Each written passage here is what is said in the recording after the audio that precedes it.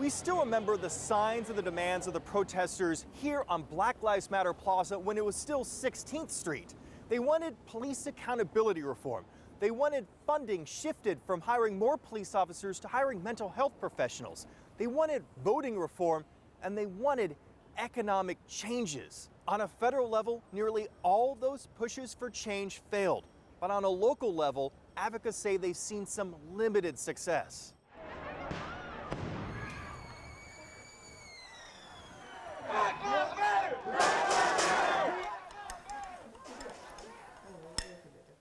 See, 20 minutes. Okay. Melissa Covington of Upper Marlboro, Maryland wasn't into tea, but now it helps calm the flashbacks. I really thought that that would spark a change that, as of today, did not happen yet.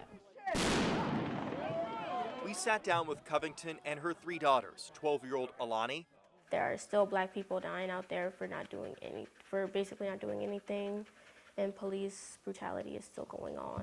16-year-old Alyssa. It makes me upset that we still have to go through this after years of protesting and having to prove that our lives matter. And 22-year-old Amina, calling in from her new U.S. Army post. I wish I can say things will eventually work itself out, but it's just, I just don't see it. I don't see no progress. The Covingtons protested on the streets of D.C. after the murder of George Floyd at the knee of a Minneapolis police officer. They were hoping their voices would be heard for change. Through 2020, there were multiple bills in Congress aiming to meet demands by many Black Lives Matter protesters to reform police use of force policies and oversight.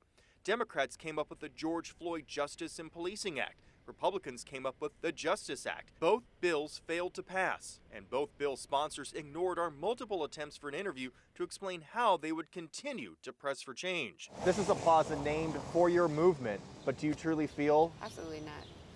I've never felt like this was for us. I felt like it was some picture ops that quickly became a memory.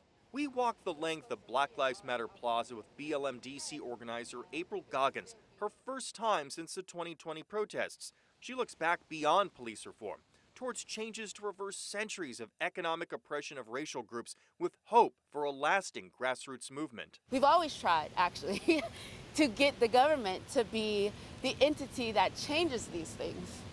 But when we look, the change has actually always come from the bottom. It comes from the working class, poor folks, who make up the majority of the country. At the federal level, there was very little change. I mean, it could be argued none at all. At the state and local level, there was quite a bit of movement. I mean, first we saw a lot of banning of no-knock warrants. We saw an increasing and a focus on, say, implicit bias trainings. University of Maryland sociology professor Rashawn Ray worked to pass local legislation.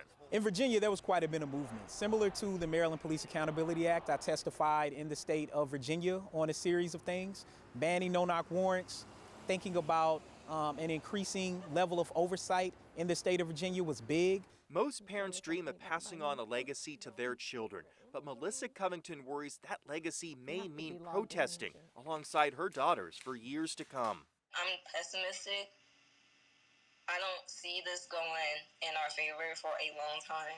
I'm still sad that how I actually have to deal, or I actually have to hear that, and I might have to deal with something like that myself in the future. I myself might be put in danger if my family is, if my future kids might be. When you think about what you're out there for, it means that people don't value your life as much as others. So to stand on that, I proudly have them stand with me. As for corporate America, well, there's been some progress. That's according to business consulting firm Deloitte. Fortune 500 companies added 24 black men and women to their board of directors seats in the year after the 2020 protests. But at this rate, according to Deloitte, it's going to take another 52 years to get to 40% ethnic minority representation. Reporting from Black Lives Matter Plaza, Nathan Baca, WUSA 9.